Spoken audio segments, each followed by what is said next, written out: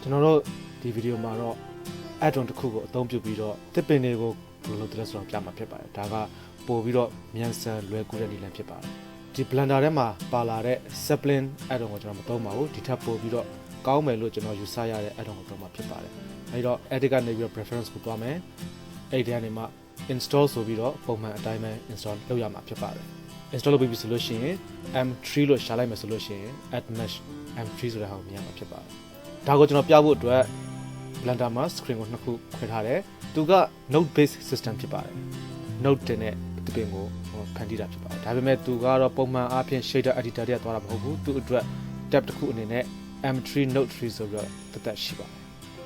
အဲ့တော့ကျွန်တော်ရွေးလိုက်မယ်ဒီတစ်ခါမှာဘောက new ဆိုတဲ့ဟာကိုယူလိုက်ပါအဲ့ဒီမှာကျွန်တော်နာမည်ပေးမယ်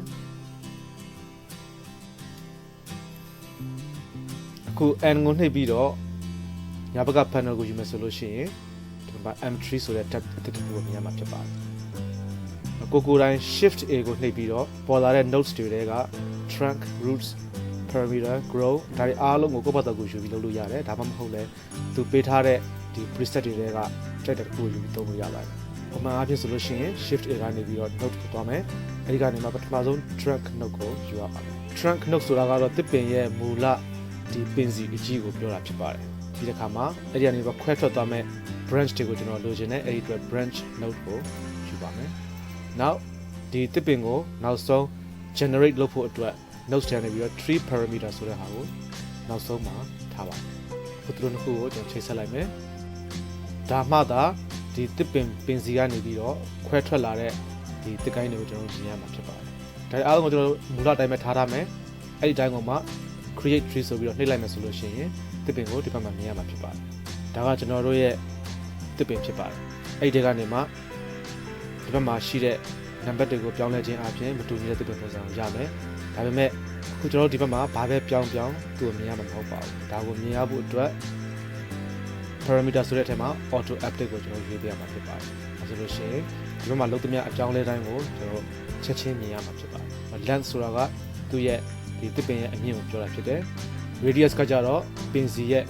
အကြီးအသေးကိုပြောတာဖြစ်ပါတယ် resolution ကိုကြည့်မယ်ဆိုလို့ရှိရင်ဒီပင်စီရဲ့ geometry အနေအများကိုကျွန်တော်ပြောင်းလဲနိုင်မှာဖြစ်ပါတယ် randomness ဒါကတော့သူ့ရဲ့ဒီတစ်ပင်စီတစ်ခုလုံးရဲ့ shape ကိုကစားတာဖြစ်ပါတယ် resolution များရင်များသလိုနည်းရင်နည်းသလိုဒီ randomness ကအလုပ်လုပ်မှာဖြစ်ပါတယ်အဲ့လိုပဲဒီဘက်ကဒါကပင်စီကိုကစားတာဖြစ်တယ် branch node မှာကြည့်မယ်ဆိုလို့ရှိရင်မတူညီတဲ့တကိုင်းပုံစံတွေကျွန်တော်ရမယ် split angle ဆိုတာကတော့ဒီကိုင်းနဲ့အောက်ကိုကျနေမလားအပေါ်တက်နေမလားဆိုတာသတ်မှတ်တာဖြစ်ပါတယ် radius ကခုနကလိုပဲဒီအလုံးအထည်အကြီးအသေးကိုပြင်တာဖြစ်ပါတယ် resolution များရင်များသလိုတကိုင်းတွေများလာမယ်ဒါဒီအရင်ကနေပြီးတော့ခွဲထွက်လာတဲ့အရေးအတွက်ကိုများအောင်လုပ်ပေးတာဖြစ်ပါတယ် randomness ဆိုလို့ရှိရင်လည်းအဲ့လိုပဲပြောမယ်ဆိုလို့ရှိရင်ကျွန်တော်တို့ဒီ cloud texture ကိုသုံးပြီးတော့ displacement လုပ်တဲ့သဘောမျိုးပါပဲ gravity ဆိုလို့ရှိရင်အောက်ကိုကွေးကျနေတဲ့ပုံစံရမှာဖြစ်ပါတယ်အဲ့တော့ကိုလိုချင်တဲ့ပုံကိုကိုယ့်ဘာသာကိုကစားယူလို့ရပါတယ်အဲ့ဒါအပြင်ဒီကနေပဲ roots node ကိုယူမယ်ဆိုလို့ရှိရင်အောက်မှာအမြင့်တွေကိုပါသူလုပ်ပေးမှာဖြစ်ပါတယ်ကျွန်တော်ဒါကိုလိုချင်ပါဒါတွေကိုကျွန်တော်ကဥပမာပြဖို့အတွက်ကျွန်တော် preset တစ်ခုလုပ်ထားပါတယ်အဲ့ဒါကိုကျွန်တော်ဒီမှာတုံးကြည့်ပါမယ်UV301 ဆိုတဲ့ preset ကိုကျွန်တော်တိတ်ထားတာရှိတယ်ဒါကိုဥပမာအနေနဲ့ထားပြီးတော့ပြမှာဖြစ်ပါတယ်ဟုတ်ပြီဒါကကျွန်တော်လုပ်ထားတဲ့ဒီတစ်ပင်ဖြစ်ပါတယ်အဲ့တော့အရင်ကြီးတော့အကောင်းကြီးတော့မပါဘူးဒါပေမဲ့နမူနာပြဖို့အတွက်သုံးတာဖြစ်တဲ့အတွက်အစီအစဉ်လို့ထင်ပါတယ်အဲ့တော့ဒီတစ်ပင်အတိုင်းကိုပဲတပုံစံနဲ့လိုချင်တယ်ဆိုလို့ရှိရင်ကျွန်တော်ရဲ့ဒီ UV301 ဆိုတဲ့ folder ထဲကနေပြီးတော့ဒီ preset ကိုယူပြီးတော့သုံးလို့ရပါတယ်ကဲဟုတ်ပြီအခုကျွန်တော်တို့ပင်စီပြီးသွားပြီတစ်ရွက်ကိုဖန်တီးမယ်ဆိုလို့ရှိရင်ဒီ add-on ထဲမှာပဲတစ်ရွက်တွေအကုန်ပါပြီးသားဖြစ်ပါတယ်ကျွန်တော်တို့က add-on ကိုသုံးမှဖြစ်တဲ့အတွက်ကိုယ့်ဘက်ကဘာမှမပေးရဘဲနဲ့သူ့စီမှာပါတဲ့အရာတွေကြီးပဲသုံးပြီးတော့ဖန်တီးမှာဖြစ်တဲ့အတွက် note ဆန်နေပြီးတော့ trick note ကိုသွားမယ်မကိုလိုချင်တဲ့တစ်ရွက်အမျိုးအစားရွေးလို့ရပါတယ်ဒါ၃မျိုးပေးထားပါတယ်ကျွန်တော်က permitted set ဆိုတဲ့ဟာကိုသုံးပါမယ်အခု execute ဆိုတာနဲ့ဒီ 3D cursor ရှိတဲ့နေရာမှာတစ်ကိုင်းတစ်ခုထည့်ပေးမှာဖြစ်ပါတယ် seed ကိုရွေးမယ် execute ပြန်လုပ်မယ်အဲ့တော့ဒီဘက်တစ်ပင်မှာလိုမျိုးတော့သူကအလိုလို update မဖြစ်ပါဘူးကိုတခုကိုပြင်ပြီးတိုင်းမှာ execute ဆိုတဲ့အပေါ်ဆုံးဟာကိုအများနဲ့နှိပ်ပေးရမှာဖြစ်ပါတယ် branch က6ခုကျွန်တော်5ခုထားမယ် လောက်ဆိုလို့ရှိရင်အရင်မများဘူးလို့ထင်ပါတယ်ဆိုကြပါစို့ကျွန်တော်တို့ဒီဟာကိုသုံးမယ်ဒီတစ်ရက်ကိုဒီတစ်ပင်မှာတင်မယ်ဆိုပါစို့အဲဆိုလို့ရှိရင်ဒီဘက်က tree parameter ဆိုတဲ့ထဲမှာ create leaf ဆိုတဲ့ဟာကိုအမှန်ကြီးပေးလိုက်မယ် leaf amount ဆိုတဲ့နေရာမှာကျွန်တော်နည်းနည်းပဲထားကြည့်ပါမယ်ဒီ item picker ကိုယူပြီးတော့ဒီတစ်ရက်ကို select ပေးလိုက်ပါမယ်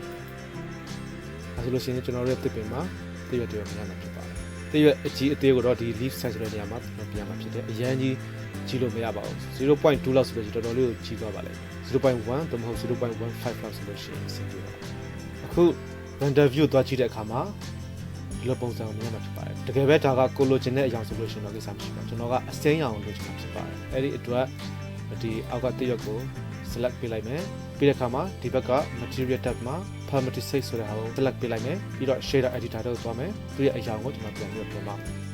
view မှာကျွန်တော် 0.55 ကိုပြန်ထားမယ်ဒီအောက်က color ဆိုတဲ့နေရာမှာဒီမျိုးနေတဲ့အရာကိုကျွန်တော်အစိမ်းအောင်ပြန်ပြီးတော့ပြောင်းပါအခု M3 ဆိုတဲ့နေရာကိုကျွန်တော်ပြန်သွားတဲ့အခါမှာဘာမှမြင်ရမှာမဟုတ်ပါဘူးအဲဒီအတွက်ဒီဘက် drop down menu ကနေပြီးတော့ကိုယူခဲ့တဲ့ tree ဆိုတဲ့ဟာကိုပြန်ပြီးတော့ရွေးပေးထားရမှာဖြစ်ပါတယ်အခုကြည့်တဲ့အခါမှာအားလုံးအဆင်ပြေတယ်ဒါပေမဲ့တစ်ပင်ရဲ့ပင်စီမှာ material မရှိတော့ကျွန်တော်တွေ့ရပါလိမ့်အဲဒီအတွက်ဒီသူ့ရဲ့ node editor ထဲမှာ and ကိုနှိပ်ပြီးတော့ညာဘက်က tab ကိုယူမယ် append material ဆိုတဲ့ဟာကိုကျွန်တော်နှိပ်လိုက်ပါဆိုလို့ရှိရင်သူအဲ့လိုနဲ့မှာပါတဲ့ material အကုန်လုံးဝင်သွားပြီပင်စီကို select ပေးထားပြီးတော့ဒီဘက်ကနေပြီးတော့ဒီ drop down menu ကနေပြီးတော့ကိုလိုချင်တဲ့ material တခုရွေးပေးရမှာဖြစ်ပါတယ်ကျွန်တော်က brush ဆိုတဲ့ဟာကိုရွေးကြည့်မယ်ကျွန်တော်တို့ရဲ့တစ်ပင်ကဒီပါတယ်ပြီးပါပြီအရန်လွယ်ကူပါတယ်ဒီအတိုင်းသွားမယ်ဆိုလို့ရှိရင်မတူညီတဲ့ပုံစံတွေကိုကျွန်တော်အများအားရနေမှာဖြစ်ပါတယ်ပြီးတော့သူ့ရဲ့တစ်ရွက်တွေမှာပါတဲ့ material ကလည်းမှန်ကန်မှုရှိပါတယ်ကျွန်တော်အလင်းရောင်နောက်ကနေထိုးတဲ့အခါမှာအလင်းရောင်ဖောက်ပြီးတော့ဝင်တဲ့ပုံစံမျိုးလည်းကျွန်တော်မြင်နေရတယ်ဒါကိုပို့ပြီးတော့သိတာအောင်ကျွန်တော်တစ်ခုလောက်လုပ်ကြည့်ပါမယ်ကျွန်တော်ကိုတစ်ရွက်ကို select ပေးထားမယ်ပြီးတဲ့အခါမှာဒီဘက်က node editor တွေကိုတွားလိုက်ပါမယ် hue saturation value ကခုနက base color တစ်ခုတည်းကိုထည့်ထားတယ်ကျွန်တော်အဲ့ဒါကို subsurface တွေကိုထည့်လိုက်ပါမယ်ဒီအခါမှာ subsurface ကို 0.2 သို့မဟုတ် 0.3 လောက်ထိထားလိုက်ပါမယ်။ဒါဆိုလို့ရှိရင်ပို့ပြီးတော့အဆင်ပြေလို့ကျွန်တော်ထင်ပါတယ်။